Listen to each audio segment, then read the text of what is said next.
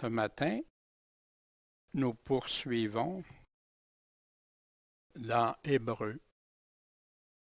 On a débuté vers la fin du chapitre 10, autour des versets 32, qui commençait à parler des choses reliées à la foi, malgré que toute la lettre parle de foi, mais plus précisément.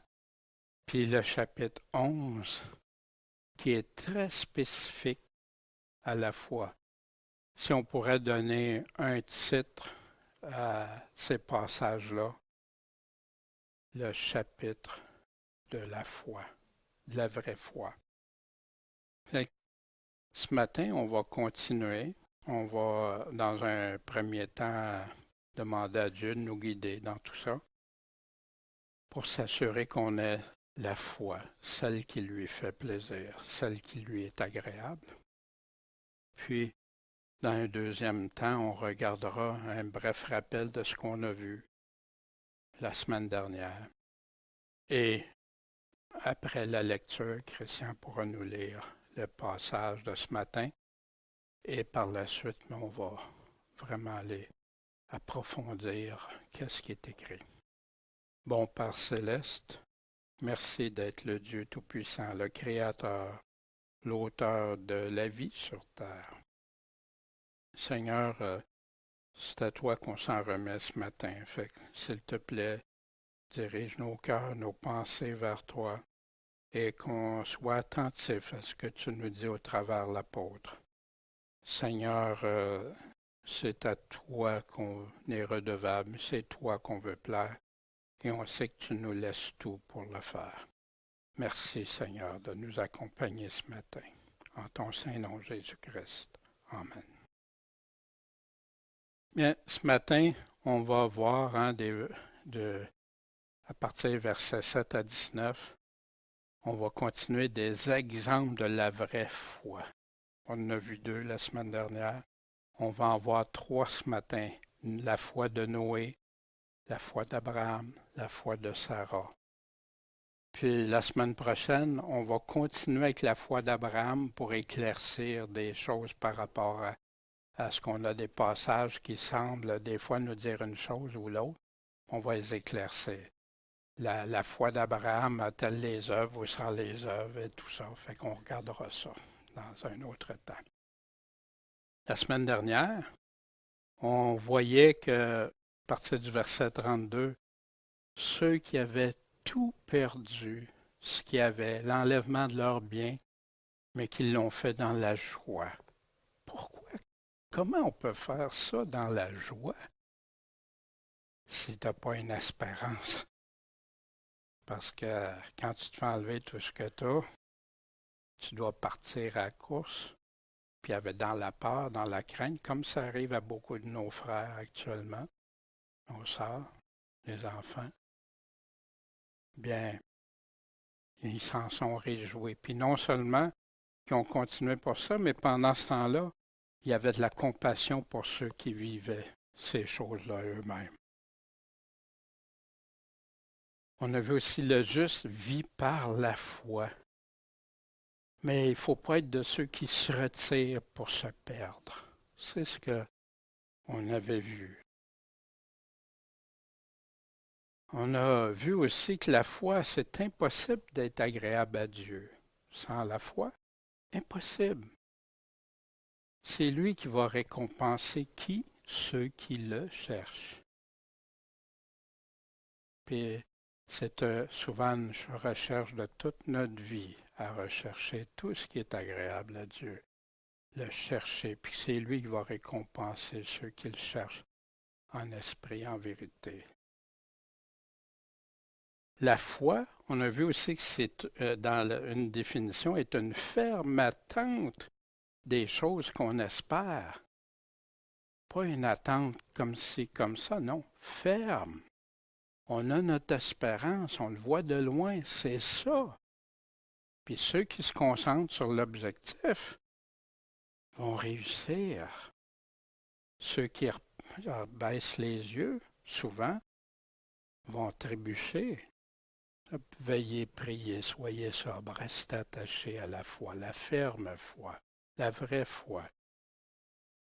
Vous savez, j'ai plein d'exemples quand j'enseignais dans le domaine d'intervenant que suivre ton objectif, avoir un objectif, te permettait d'aller beaucoup plus loin que tu pensais, de foncer malgré tout ce qui se passe, qui permettait à des personnes comme une femme qui manquait, qui n'avait pas de force, mais que son enfant était coincé en dessous d'un auto, puis elle pouvait le soulever.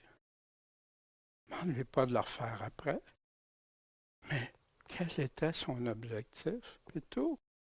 Des choses comme ça dans plein de domaines, plusieurs domaines. Fait une ferme attente des choses. Restons fixés toujours sur le but. On a vu la foi d'Abel. Abel qui a cherché à plaire à Dieu. Ses parents, ça a coûté des peaux d'animaux, que des animaux soient sacrifiés pour leur désobéissance à Dieu. Abel a offert un agneau à Dieu. Caïn a fait différemment. Caïn a voulu offrir ce que lui passait, mais sans tenir compte. La foi d'Enoch. Qu'est-ce qu'il y avait de particulier avec Enoch? Il marchait avec Dieu. Puis Dieu est venu le chercher, le prendre, ne l'a pas laissé. Puis Dieu est Dieu, il fait ce qu'il veut avec qui il veut, comme il le veut. Maintenant, on va laisser Christian nous conduire dans la lecture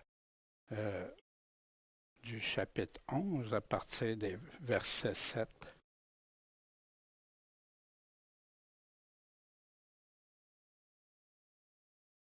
Par la foi, Noé, divinement averti des choses qu'on ne voyait point encore, fut rempli de crainte et construisit une arche pour le salut de sa famille. Par elle, il condamna le monde et devint héritier de la justice qui est selon la foi. Par la foi, Abraham, étant appelé, obéit pour aller au pays qu'il devait recevoir en héritage et partit, ne sachant où il allait. Par la foi, il demeura dans la terre qui lui avait été promise, comme dans une terre étrangère, habitant sous des tentes, avec Isaac et Jacob, les cohéritiers de la même promesse. Car il attendait la cité qui a des fondements, dont Dieu est l'architecte et le fondateur. Par la foi aussi, Sarah reçut la vertu de concevoir, et malgré son âge, elle enfanta, parce qu'elle crut à la fidélité de celui qui avait fait la promesse.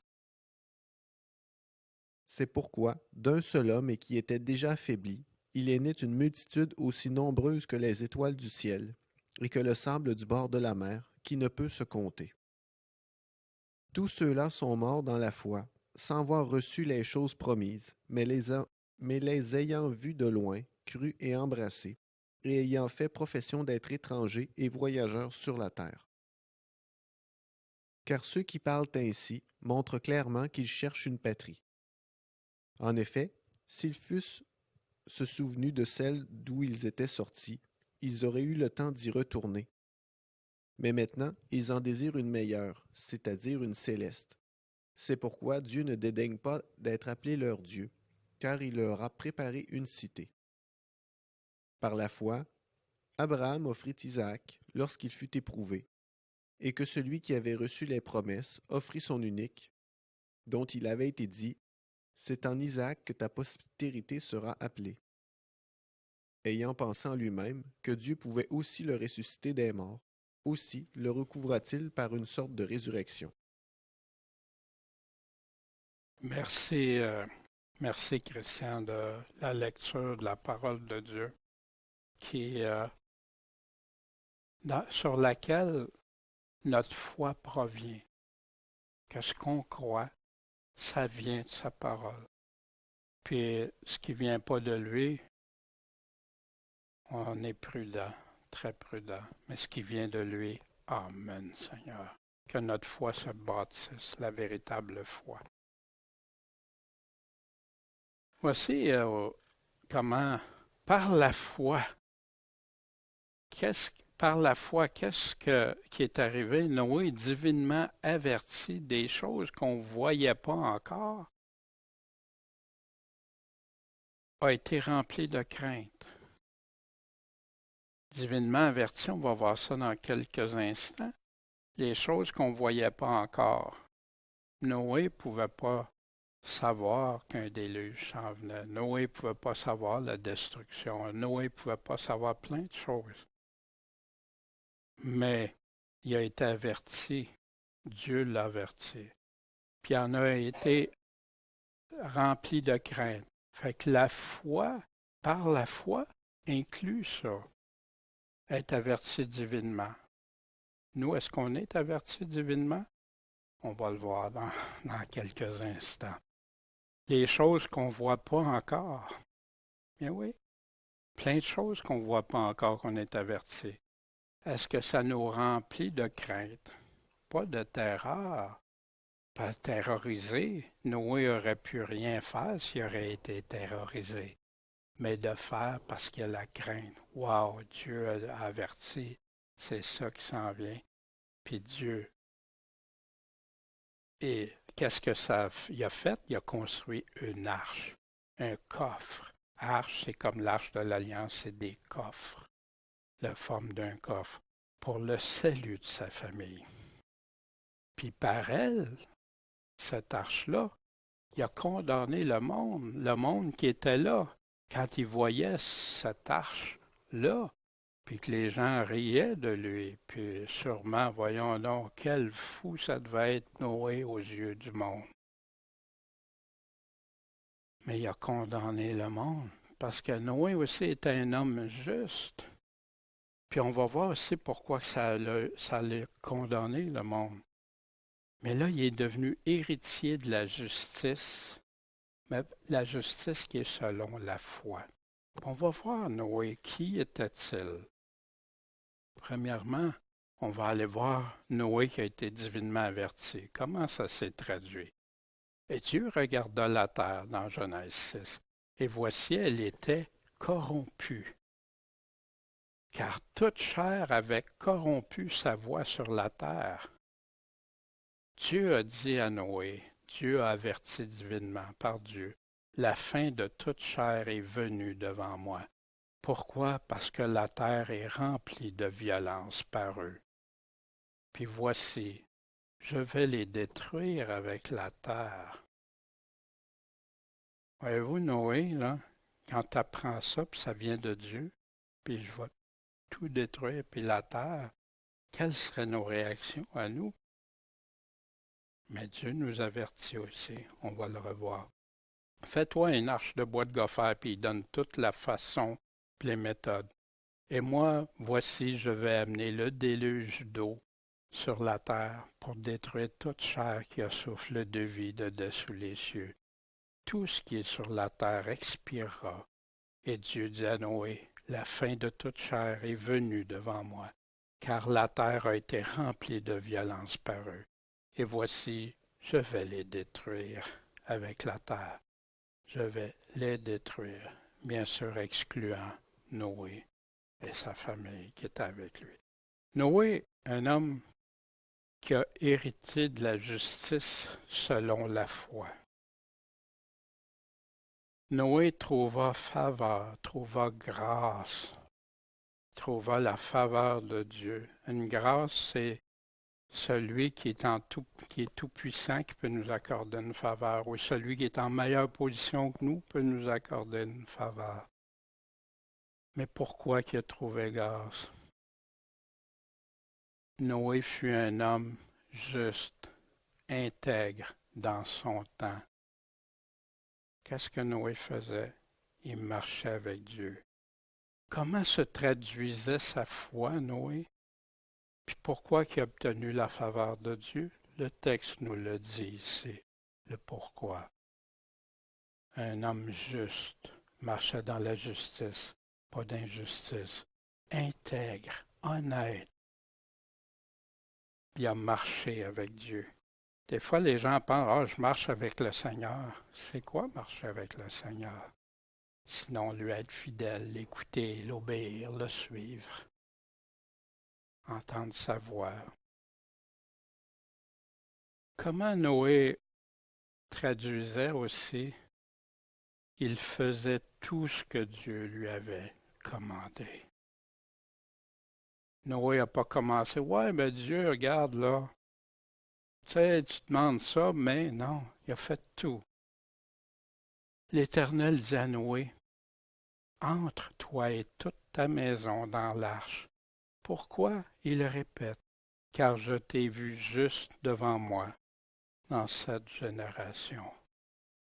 Puis c'est très important pour nous, pour la foi, la fin des temps.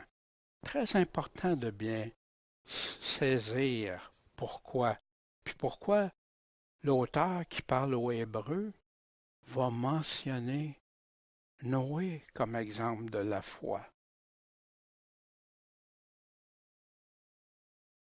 Vous allez voir, toute ressemblance ici est non seulement nécessaire, voulue, mais elle est la réalité. Voici, Noé trouva grâce aux yeux de l'Éternel. Hein? L'homme a été juste, intègre dans son temps, il a marché avec Dieu. Dans le Nouveau Testament, on retrouve Corneille, centurion, homme juste et craignant. Craignant qui? Dieu, à qui toute la nation des Juifs rend témoignage, un bon témoignage, a été averti par un saint ange que Dieu a choisi de te faire venir dans sa maison pour entendre ce que tu lui diras. Corneille a été trouvé aussi. C'est un des exemples. Il y en a plusieurs dans le Nouveau Testament, des personnes justes. On peut penser à Zacharie, on peut penser à plusieurs reprises où il parle d'hommes justes qui obéissaient à tout ce que Dieu avait demandé. Dans Genèse 6, Dieu a dit à Noé, la fin de toute chair est venue devant moi, car la terre a été remplie de violence par eux. Et voici, je vais les détruire avec la terre. Aujourd'hui, la terre ne connaît plus ça, hein? Elle est remplie de violence, de corruption, plein de choses. Pierre nous dit, au reste, la fin de toute chose approche. Soyez donc sobres, vigilants dans les prières. Puis on retrouve Noé qui a fait tout ce que Dieu lui avait commandé. Puis Jésus qui nous dit, tu vas être comme Noé. Vous serez mes amis. À quelles conditions? Si vous faites tout ce que je vous commande. Et pourquoi Noé, le parallèle de la foi de Noé? Parce que Jésus a dit quoi? Comme au jour de Noé. Jésus s'en sert pour nous exhorter, pour nous réveiller, pour nous dire, voici ce qui s'en vient. Voici l'avertissement divin de Dieu. On est averti comme Noé a été averti. L'Éternel a vu que la malice de l'homme était grande sur la terre, et que toute imagination des pensées de son cœur n'était que mauvais en tout temps. Et l'Éternel se repentit d'avoir fait l'homme sur la terre. Il en fut affligé dans son cœur. C'est pas non, ça l'a attristé Dieu au plus profond. Attristé dans son cœur. Wow, j'ai créé ça. Regarde qu'est-ce qu'ils sont en train de faire. La méchanceté, des abominations, plein de choses. C'était pas pour ça que j'ai créé. Et j'exterminerai de dessus la terre l'homme que j'ai créé, depuis l'homme jusqu'au bétail, jusqu'au reptile, jusqu'à l'oiseau, car je me repens de les avoir faits. Puis pour Noé, par contre, l'Éternel a dit à Noé, entre, toi et toute ta maison, dans l'arche. Pourquoi? Parce que je t'ai vu juste dans cette génération. Et la même chose, Jésus nous avertit de la même chose. Et ce qui arriva au temps de Noé, qu'est-ce qui est arrivé au temps de Noé?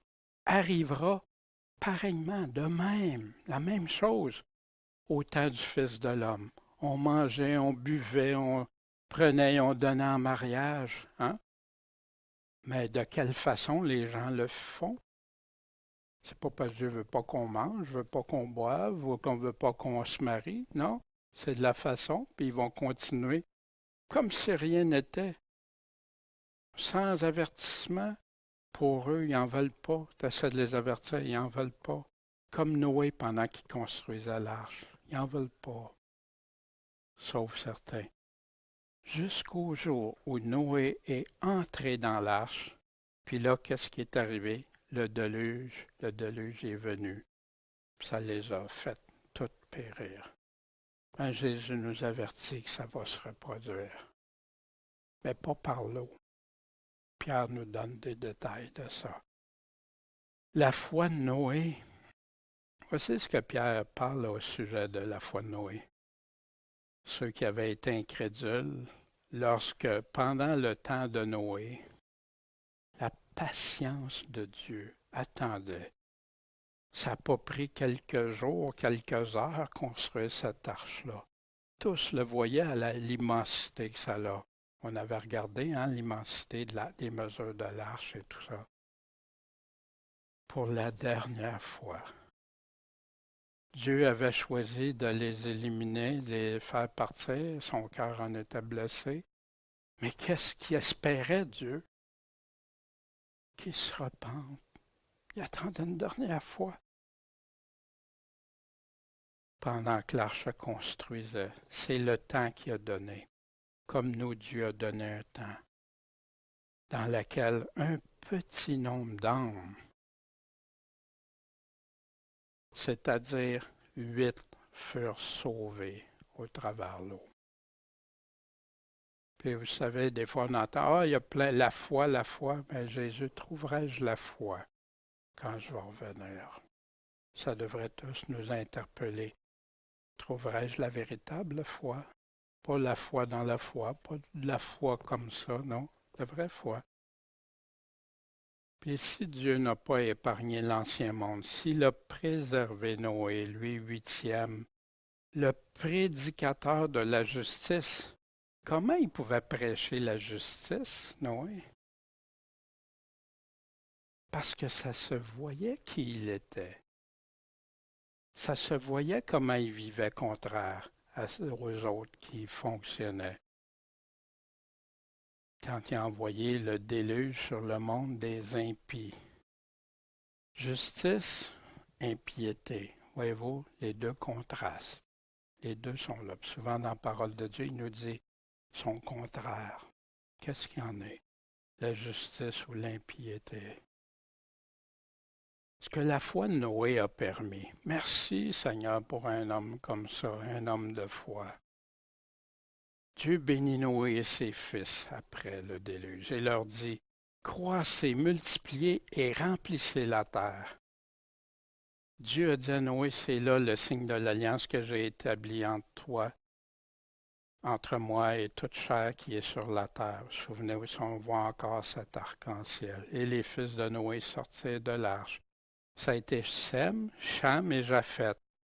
Puis là, il donne Cham, c'est le père de Canaan, puis il nous donne la descendance. Ce sont là les trois fils de Noé. Puis c'est par eux que fut peuplée toute la terre. Fait que quand on fait un arbre généalogique, normalement, on devrait aller jusque-là. La foi de Noé a permis qu'il y ait encore de la vie des êtres humains, qu'on fasse partie de cette descendance. Sans la foi. Puis là, il va donner un autre exemple. Par la foi, Abraham étant appelé, Dieu l'a appelé, qu'est-ce qu'il a fait? Il a obéi.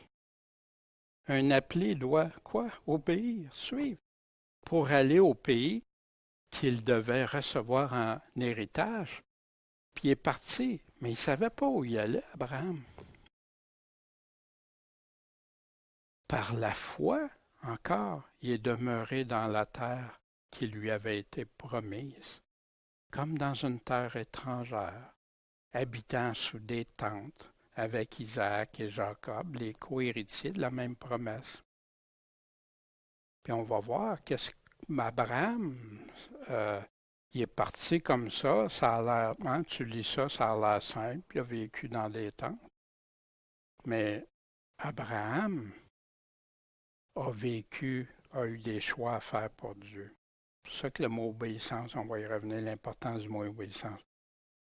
Puis il a vécu sous des tentes comme ça. Pourquoi? Il attendait la cité qui a des fondements. Donc, Dieu est l'architecte et le fondateur. Connaissez-vous des bons architectes? Connaissez-vous des bons fondateurs? Mais là, c'est Dieu, le Créateur, l'Auteur. Voici ce que la foi obéissante d'Abraham a fait. L'Éternel avait dit à Abraham, il a changé son nom par la suite pour Abraham, « Va-t'en hors de ton pays et de ta parenté et de la maison de ton père. Laisse tous ceux que tu aimes, que tu es attaché, que tu es à l'aise, Laisse tout ça, Abraham, puis va-t'en vers un pays que je te montrerai. » Où Abraham s'en alla, comme l'Éternel le lui avait dit. Puis emmener Lot aussi, Lot qui était le fils de son frère. Et Abraham était âgé de 75 ans quand il est sorti. Abraham a pris Sarai, sa femme, Lot, fils de son frère, et tout le bien qu'il avait gagné, et les personnes qu'il avait acquises à Charan, ils sortirent pour aller au pays de Canaan, puis ils sont arrivés. Fait qu'Abraham a tout laissé, sa famille, ceux qui aimaient, son pays qui est attaché, puis il s'en va. Il amène ces choses avec lui, puis des personnes. La foi d'Abraham, qu'est-ce que ça veut dire croire pour Abraham? Il a été appelé, puis il a obéi. Il ne savait pas où il se rendait, Abraham. Il est demeuré dans des tentes. Vous savez, dans les tentes, c'est ce que c'est à la chaleur, puis tout ça. Il y en a qui pensent que c'est comme des vacances, mais pas nécessairement. Mais il savait qu'il y avait quelque chose d'autre, que Dieu est l'architecte et le fondateur. Il avait confiance que Dieu avait ce qu'il avait promis. Mais est-ce qu'on pourrait dire qu'Abraham avait la foi s'il n'aurait pas cru puis obéi en toute persévérance? Parce que c'est pas arrivé comme ça, tu t'en vas puis arrive la semaine d'après, non? La foi obéissante de l'Éternel. Tu lui donnas le nom d'Abraham. Voici, tu trouveras son cœur fidèle devant toi. Tu traitas une alliance avec lui pour donner la postérité. Tu as accompli ta parole car tu es juste. Il parle du Seigneur. Ça, c'est dans Néhémie quand ils ont redécouvert les rouleaux, la loi de Dieu. L'obéissance. Vous vous souvenez, dans Hébreux 5, il nous disait celui qui a été rendu parfait, Christ, il est devenu l'auteur du salut éternel. Pour qui? Pour ceux qui lui obéissent. Puis vous allez voir que tous et chacun des exemples de la foi ont un point central. Ils ont tous obéi parce qu'ils croyaient.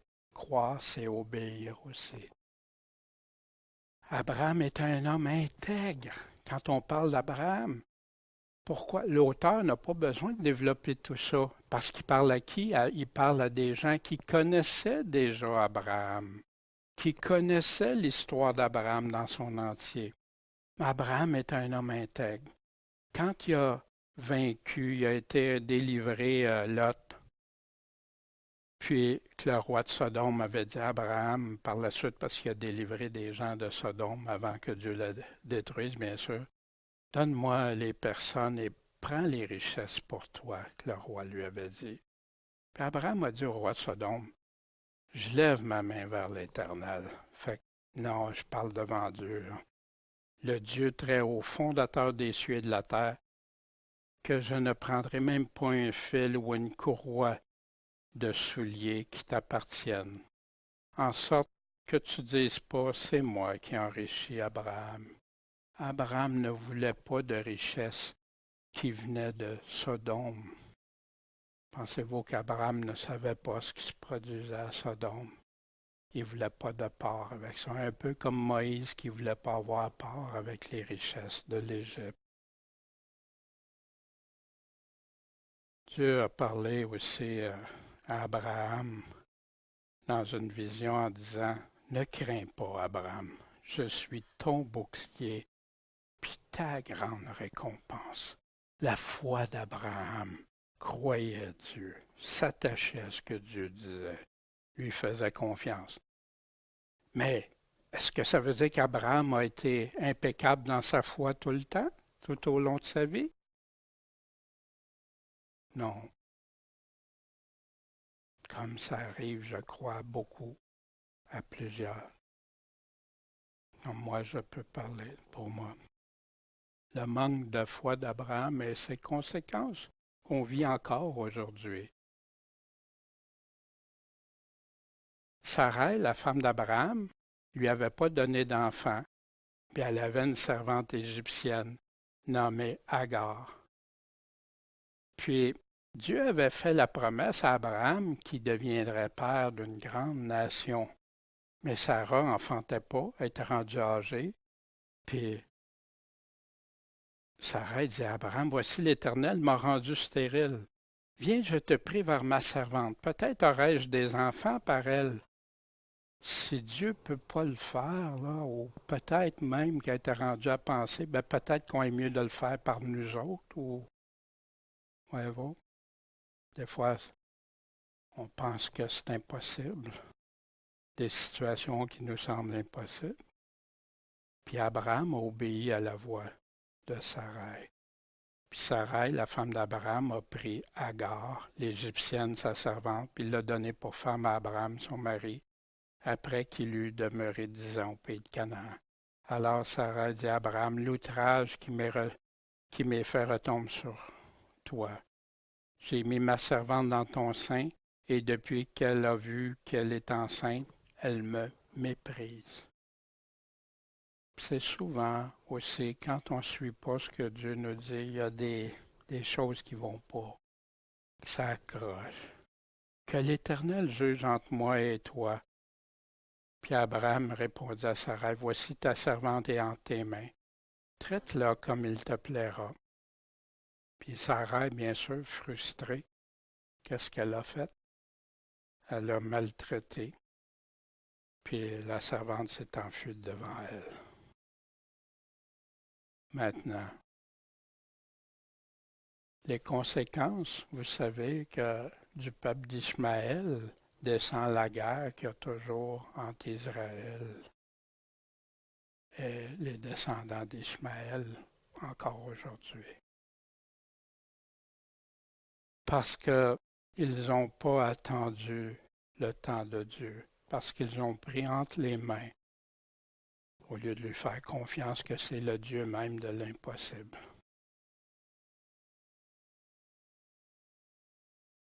Dieu, par contre, répondait, il y avait un but pour Abraham. Est-ce que je vais cacher à Abraham ce que je vais faire quand Abraham doit devenir une nation grande et puissante et que toutes les nations de la terre seront bénies en lui, en Abraham? Parce que je l'ai connu. Dans quel but? Afin qu'il commande à ses enfants, à sa maison après lui, de garder la voie de l'Éternel pour faire ce qui est juste et droit. Dans quel but? Afin que l'Éternel fasse venir sur Abraham ce qu'il a dit de lui. Puis ça, on a les preuves sous les yeux d'Abraham, les descendants d'Abraham, puis que tout croyant que la foi d'Abraham maintenant font partie de sa descendance même.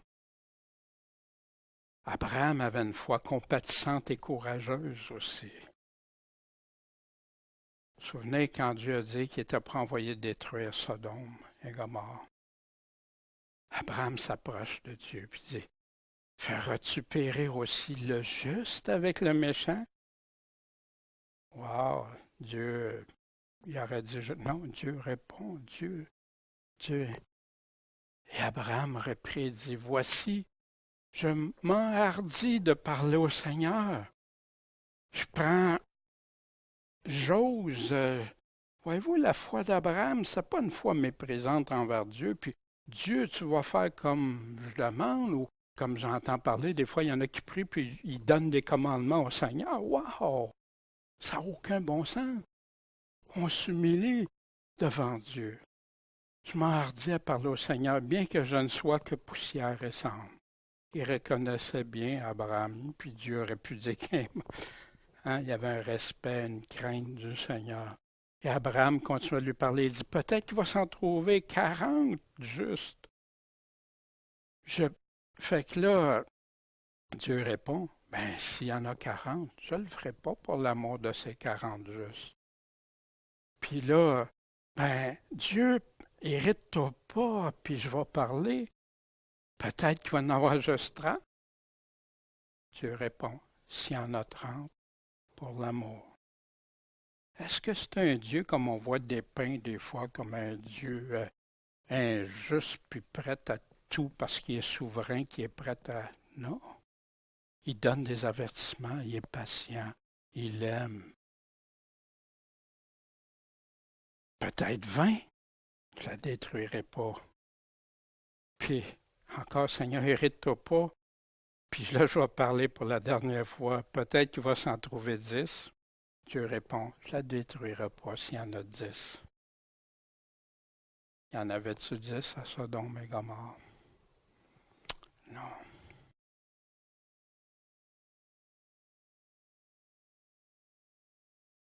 La foi d'espérance d'Abraham. Jésus dit, Abraham, votre père, a tressailli de joie de ce qu'il verrait mon jour. Puis il l'a vu. Il s'est réjoui. Fait que là, c'est là que les Juifs, t'as pas encore 50 ans, t'as vu Abraham, puis c'est là que Jésus leur dit, en vérité, je vous le dis, avant qu'Abraham soit, je suis. Ce qu'il avait dit à Moïse aussi, je suis.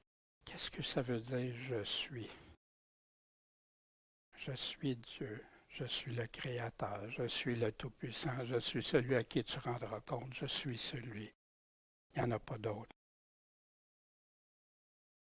C'est à vous, hommes, frères, enfants de la race d'Abraham, et à vous qui craignez Dieu que cette parole de salut est adressée.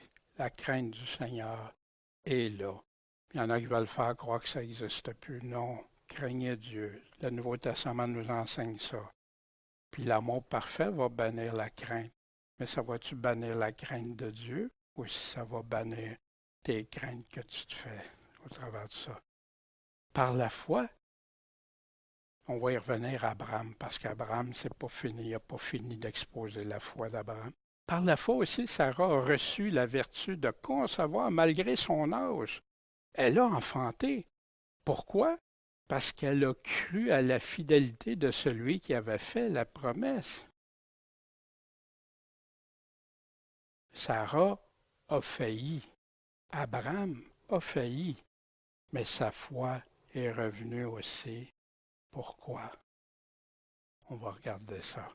C'est pourquoi d'un seul homme qui était déjà affaibli, Abraham, il est né une multitude aussi nombreuse que les étoiles du ciel, que le sable au bord de la mer, puis qui ne peut pas se compter. Wow! Qu'est-ce que Dieu avait promis à Abraham, il l'a accompli aussi. Allons voir la foi de Sarah. Fait que ça, c'est quand il y en a 3 qui sont descendus, puis on dit l'Éternel était là aussi. Puis il lui dit, où est Sarah, ta femme? Qui demande à Abraham. Abraham répondit, la voilà dans la tente. Puis il dit, on parle du Seigneur, si je ne manquerai pas de revenir vers toi dans 1 an, et voici, Sarah, ta femme, aura un fils. Et Sarah écoutait à la porte de la tente qui était derrière lui.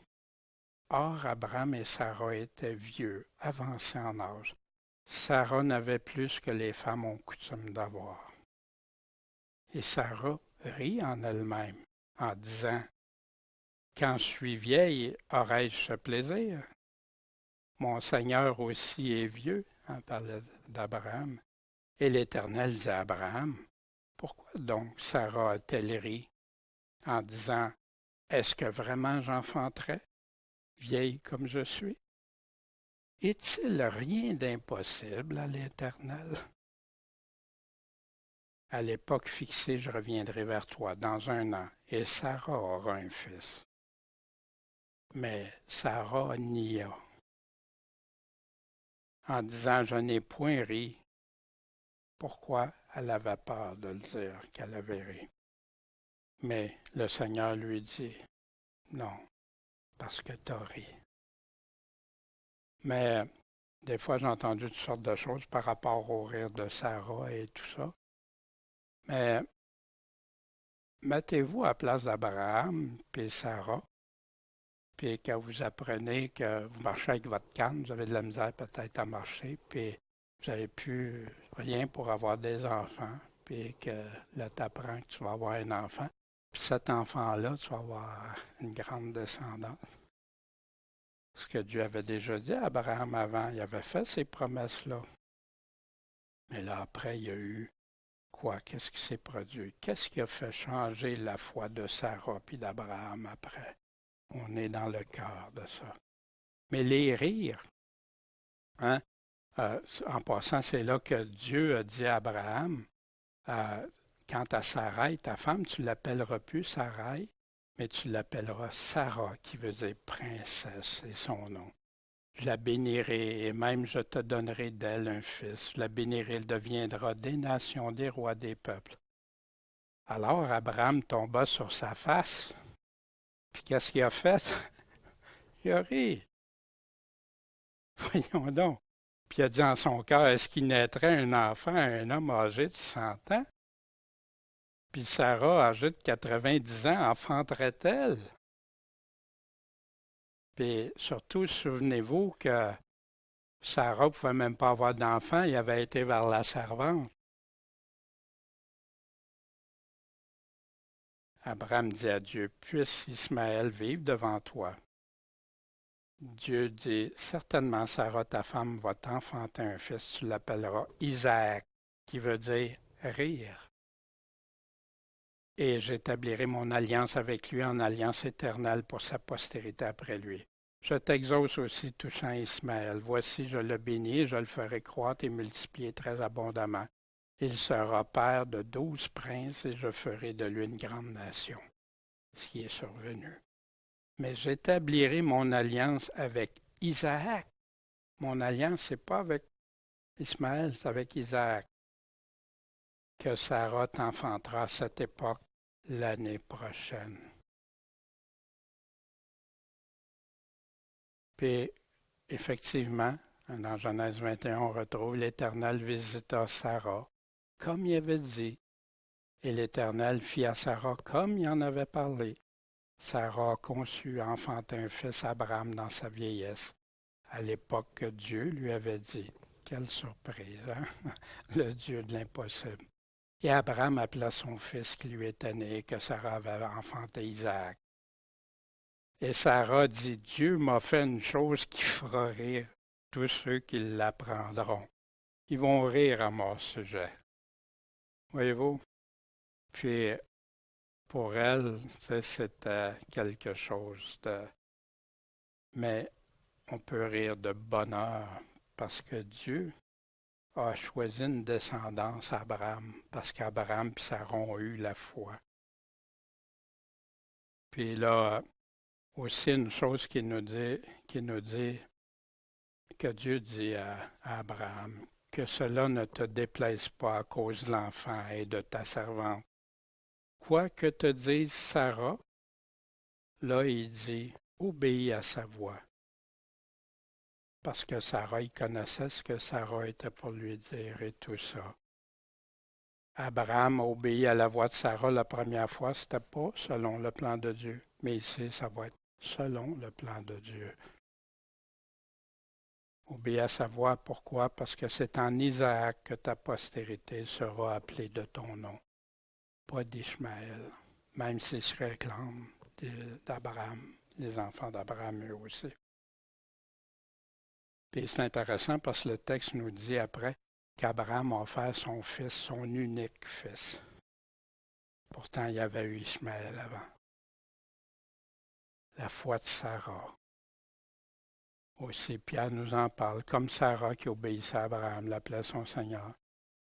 Voici ce qu'il dit, c'est d'elle que vous êtes les filles.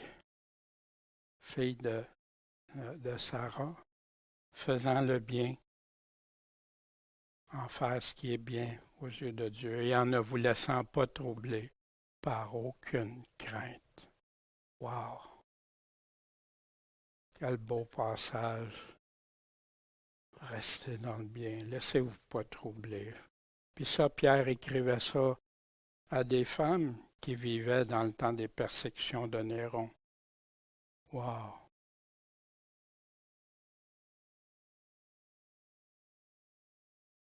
Après, on vient au chapitre 11. Tous ceux-là, ils sont morts dans la foi. Morts dans la foi. Pas ils n'ont pas abandonné. Ils sont morts dans la foi, sans avoir reçu les choses promises, mais les ayant vues de loin. Leur objectif de loin, la vision de loin. Cru. On ne le voit pas, mais on y croit. Embrasser. Vous savez ce que ça veut dire, embrasser? Et ayant fait profession d'être des étrangers puis des voyageurs sur la terre. C'est pas ici notre permanence. C'est pas ici la vie éternelle. C'est pas ici.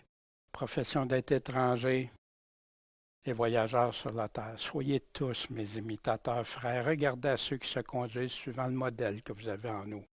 Il y en a plusieurs puis il nous dit en pleurant qui se conduisent en ennemis de la croix de Christ. Leur fin va être leur perdition. Leur Dieu, c'est leur moi, leur ventre. Leur gloire est dans les choses infâmes, les choses de la terre. Mais pour nous, nous sommes citoyens des cieux, d'où nous attendons aussi le Sauveur, le Seigneur Jésus-Christ, qui va transformer parce qu'il est le Tout-Puissant. Puis il continue.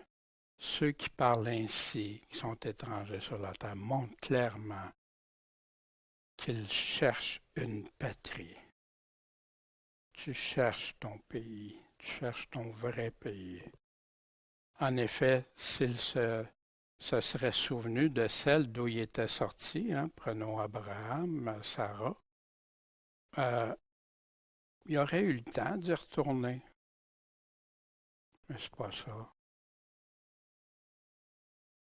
Mais maintenant, ils ne veulent plus retourner en arrière. Ils en veulent une meilleure, c'est-à-dire céleste. Puis parce qu'ils ont la foi, puis c'est ça qu'ils recherchent de tout leur cœur, toute leur âme, leur vie. Dieu ne dédaigne pas être appelé leur Dieu. Puis lui-même nous a préparé une cité. Pas une cité comme sur la terre. Il y a plusieurs demeures dans la maison de mon Père. Vous vous souvenez, Jésus, ce qu'il nous disait? Et si ce n'était pas, je vous l'aurais dit, je vais vous préparer une place. Puis quand je serai parti, que je vous aurai préparé une place, je reviendrai et je vous prendrai avec moi afin que là où je vais être, vous y soyez aussi. Puis Thomas demandait, on ne sait pas où tu vas, puis comment savoir le chemin, tu sais. Jésus lui répondit, le chemin, c'est moi. La vérité, puis la vie, c'est moi. Personne ne va au Père que par moi. Fait qu'on en connaît le chemin. Les choses vues de loin, crues et embrassées. Dans Hébreu, il touche ce sujet-là à plusieurs reprises. Mais vous êtes approchés de la montagne de Sion, de la cité du Dieu vivant. Puis il nous nomme, c'est quoi?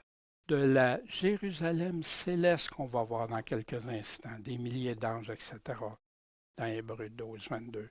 Dans 13, 14, car nous n'avons point ici de cité permanente, mais on est à la recherche de celle qui est à venir, celle qui est permanente. La foi espère qu'elle ne peut pas voir qu'au travers des lunettes de la foi. Qu'est-ce qu'on veut voir? Vivre avec notre Créateur dans la cité de Dieu. Quand Paul parle d'espérance, quand Jésus parle d'espérance, va beaucoup plus loin que souvent ce qu'on entend. Le bonheur, la paix éternelle, plus de souffrance, plus d'être scandalisé de voir la méchanceté, plus d'injustice, plus de malheur. Le but que Dieu a pour nous autres, les merveilles de Dieu pour nous, pour ceux qui ont la foi, ceux qui ont la véritable foi en lui. La semaine dernière, je vous parlais que la foi, on va examiner la foi, puis qu'est-ce que ça signifie, puis tout ça, puis les critères. Puis je crois que c'est important parce que le mot foi, c'est conditionnel à notre salut. Mais quand est-ce qu'on s'arrête vraiment pour examiner ce que ça veut dire, mais par les définitions même de Dieu, de celle qu'il y a dans la parole? La cité de Dieu, l'architecte, celle qui est à venir. On a ça, il nous en parle dans l'Apocalypse, la Révélation chapitre 21 à partir des versets 2. Moi, Jean, je vis la sainte cité, la nouvelle Jérusalem, celle que dans Hébreu il nous dit qu'on attend, qui descendait du ciel d'auprès de Dieu, préparée, encore un mot, comme une nouvelle mariée qui s'est ornée pour son époux. Et j'entendis une grande voix du ciel qui disait, voilà le tabernacle de Dieu avec les hommes. Et il habitera avec eux. Wow! Ils seront son peuple, et Dieu sera lui-même avec eux. Il sera leur Dieu, et Dieu essuiera toute larme de leurs yeux. La mort ne sera plus, ça n'existera plus de mourir. Il n'y aura plus ni deuil, ni cri, ni travail, car les premières choses sont passées. Et celui qui est assis sur le trône dit, voici, je fais toutes choses nouvelles. Puis il me dit, écris, car ces paroles sont véritables et certaines. Il me dit aussi, c'en est fait, je suis l'alpha et l'oméga, le commencement et la fin. Peux-tu avoir plus grand que ça? Le commencement et la fin, je donnerai gratuitement de la source d'eau vive à celui qui a soif. Puis il nous dit qu'ils ont soif de justice, de vérité, de bonté. Celui qui vaincra, au vainqueur qui parle, héritera toutes choses. Je serai son Dieu, puis il sera mon fils. Wow!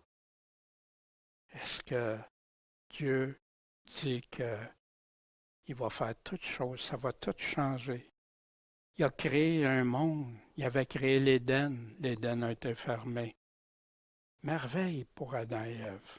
Malheureusement, ils n'ont pas fait les bons choix et on en subit des conséquences. Puis il continue. Mais pour les lâches, les incrédules, les abominables, les meurtriers, les fornicateurs, les empoisonneurs, les idolâtres et tous les menteurs, y a-t-il quelque chose ici qu'il faut que je me débarrasse? Parce qu'il dit que pour eux autres, leur part est dans les temps ardents de feu et de soufre, le lac de feu. Ceci est la seconde mort. Alors, un des 7 anges qui avait eu les 7 coupes pleines des 7 dernières plaies, on voit ce que c'est avant, vint à moi et me parla en disant, viens, je vais te montrer la nouvelle mariée, l'épouse de l'agneau. Puis il me transporta en esprit sur une grande et haute montagne.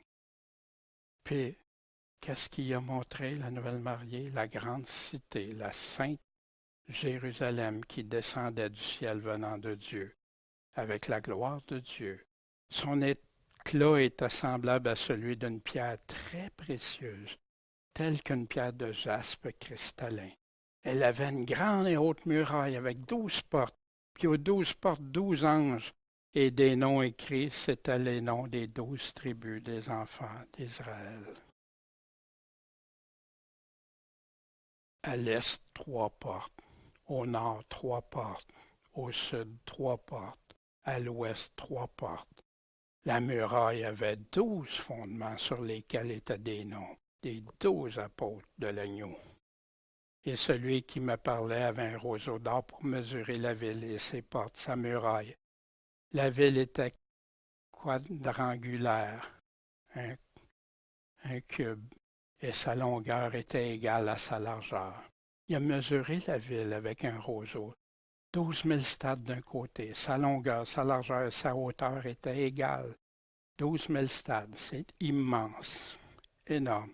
Il mesura aussi la muraille de 144 coudées, mesure d'homme qui était celle de l'ange. La muraille était bâtie de jaspe, mais la ville était d'un or pur, semblable à un verre pur.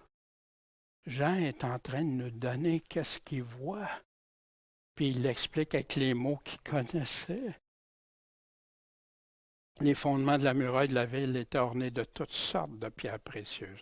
Le premier fondement de jaspe, deuxième de saphir, troisième de chaldéoloine, d'émeraude, sardonyx, de sarde, de chrysolite, de béryl, de topaze, de chrysophrase, d'hyacinthe, d'améthyste.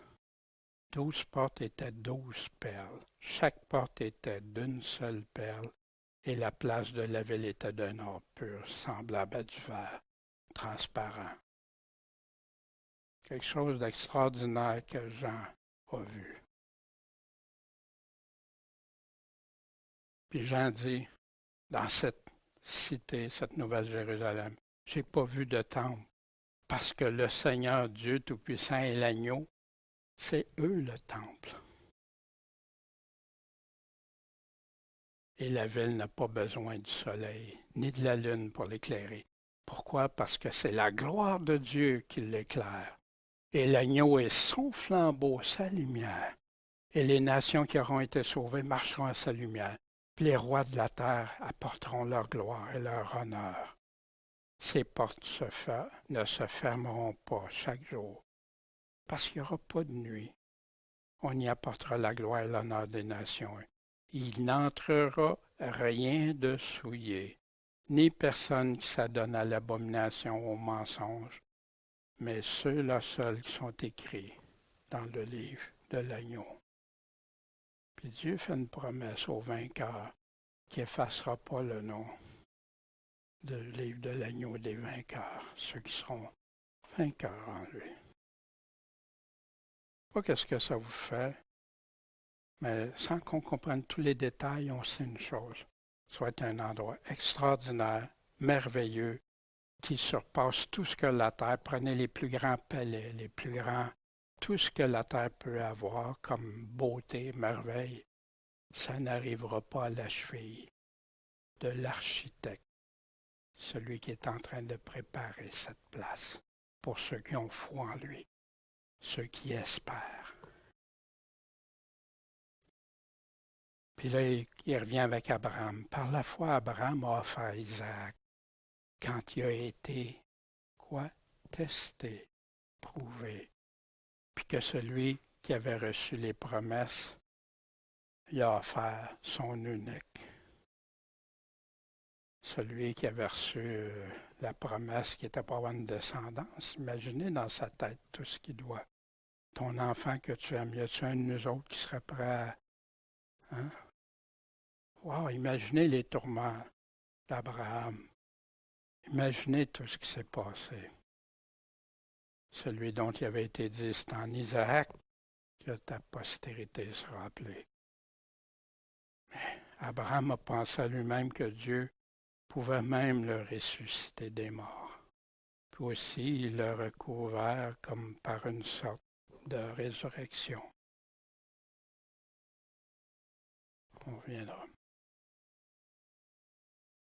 Mais on va revenir avec ça la semaine prochaine, on va développer plus loin.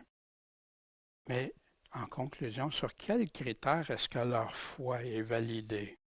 On avait vu bien sûr Enoch, puis on avait vu Abel.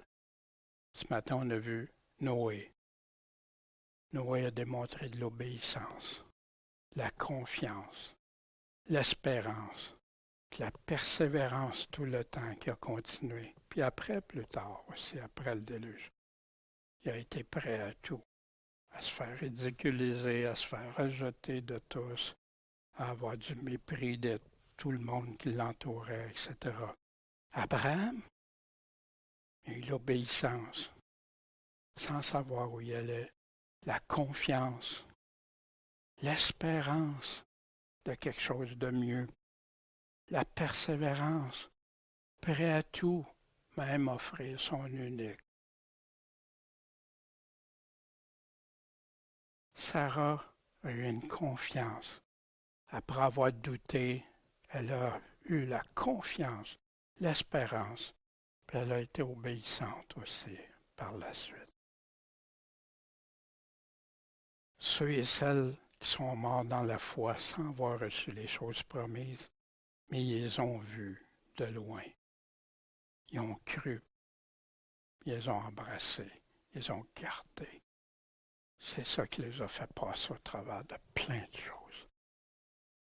Ils étaient des étrangers, des voyageurs ou des pèlerins sur la terre en attendant la promesse de vivre dans la cité de Dieu avec lui.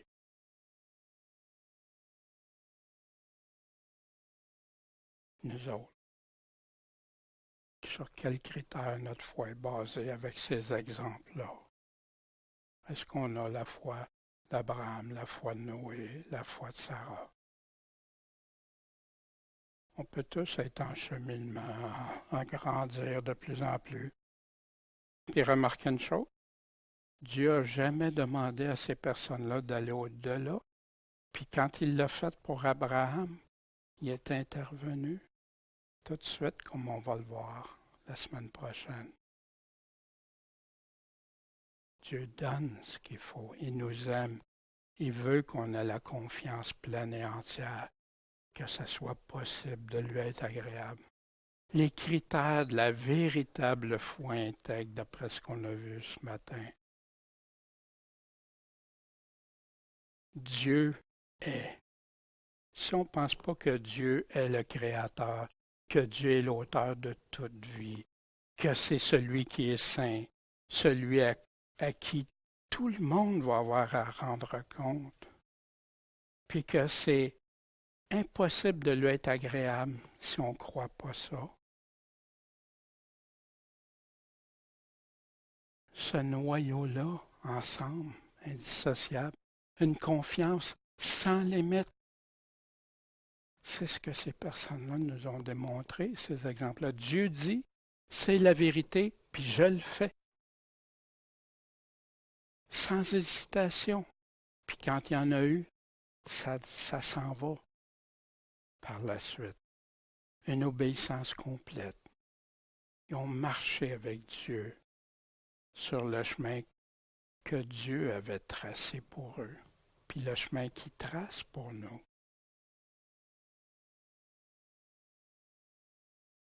L'espérance.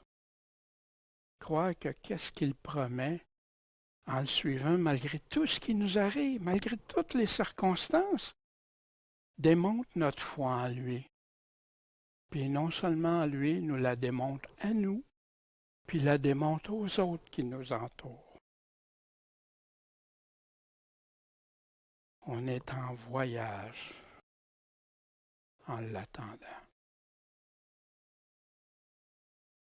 La persévérance, malgré le temps, la foi en lui permet d'être prêt à tout,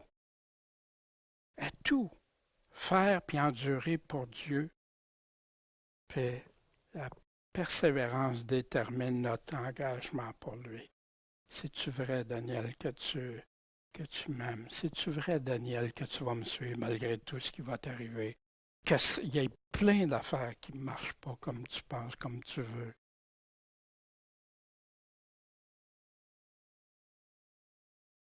La véritable foi intègre, ça fait partie des exemples qu'on a vus ce matin. Bon Père céleste, celui qui nous aime, celui qui veut nous rendre à avoir confiance à celui à qui on appartient. Tu veux qu'on grandisse, Seigneur, dans la foi qu'on chemine.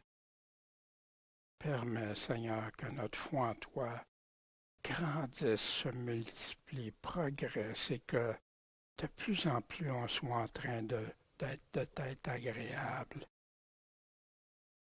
et d'obtenir cette garantie que toi seul peux donner, cette espérance qui va au-delà de tout ce qu'un humain pourrait penser et croire, puis qui est donné par le seul qui peut nous l'offrir. Seigneur, aide-nous à vivre pour toi dans la foi comme tu le désires. Accompagne-nous, tous les frères et sœurs, qu'on soit pour toi, Seigneur, des vrais de vrais. En ton nom, Jésus-Christ, Maître, Sauveur. Amen.